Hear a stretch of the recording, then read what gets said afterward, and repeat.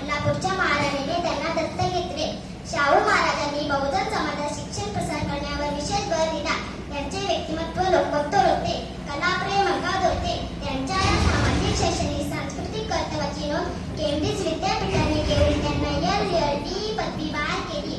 हा छत्रपती गोरगरिबांचा, दीनदलितांचा राजा होता, विद्वानांचा चाहता होता, कलावंतांचा श्राता होता, समाजसुधारकांचा दाता होता, शिक्षणाचा भोक्ता होता, स्थिर चित्ताने धोरण आखणारा नेता होता, उच्चवर्णीय समाजाच्या गुलामगिरीतून गरिबांना मुक्त करणारा सत्ताजी होता. अशा या महापुरुषाचे 6 मे 1922 रोजी निधन झाले. अशा या सर्व गुण सद्गुणांच्या उपासकाला माझे कोटी कोटी प्रणाम.